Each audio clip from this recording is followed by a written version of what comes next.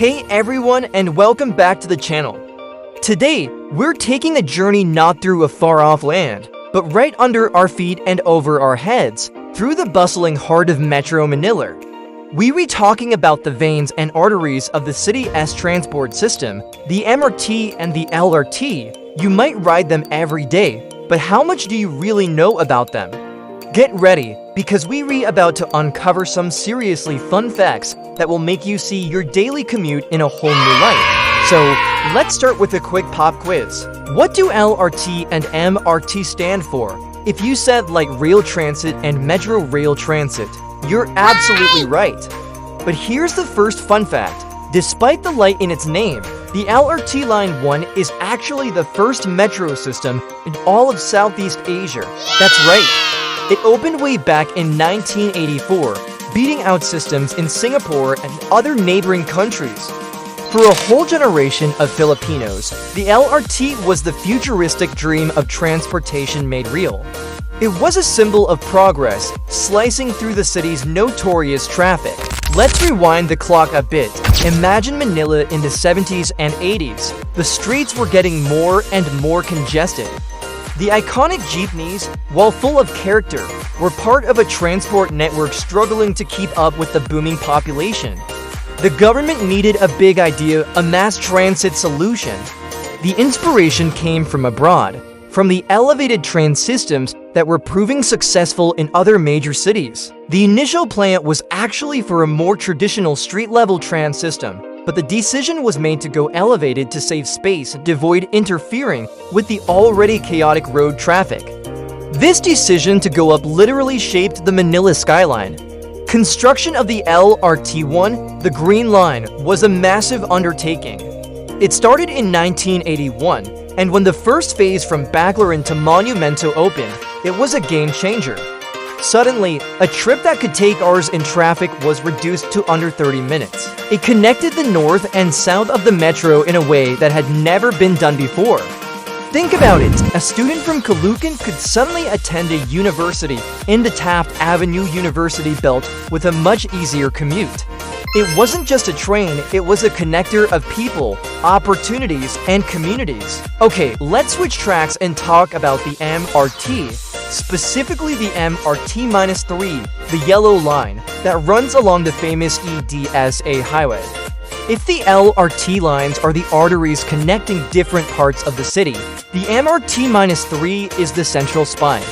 It opened in stages starting in 1999, and its main purpose was to provide an alternative to the buses and cars clogging up EDSA, one of the world's most congested highways. Here's fun fact number 3, and it's a bit of a technical one. Now for a fun fact that's more about the people. Have you ever noticed the art and design in some of the stations?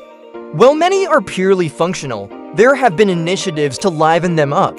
LRT-1, for example, has had projects where stations like Doroteo, Jose, and Central Terminal were decorated with murals and art installations by local artists. It's a small touch, but it adds a splash of culture to the daily grind and turns a mundane commute into a mini art tour. The train system isn't just about moving bodies, it's about moving souls, too. Let's dive into some numbers because they are mind-boggling. Before the pandemic, the combined daily ridership of the MRT and LRT systems was well over 1 million people. Another fun fact, the colors of the lines aren't random. They were assigned to make the system easier to navigate, especially for tourists and first-time riders. LRT-1 is green, LRT-2 is blue, and MRT-3 is yellow. With the ongoing expansion, new lines are getting new colors, like the Thomson East Coast Line in Singapore or the Circle Line in London.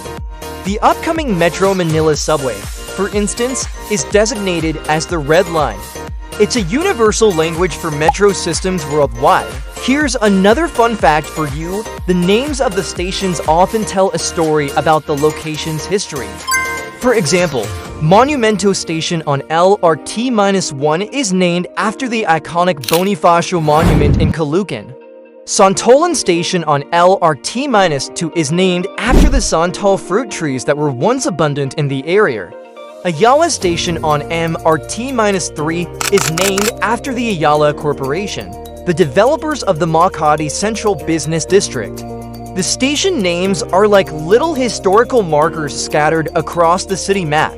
Let's also appreciate the unsung heroes of the railway, the drivers, the maintenance crews, the station tellers, and the security guards.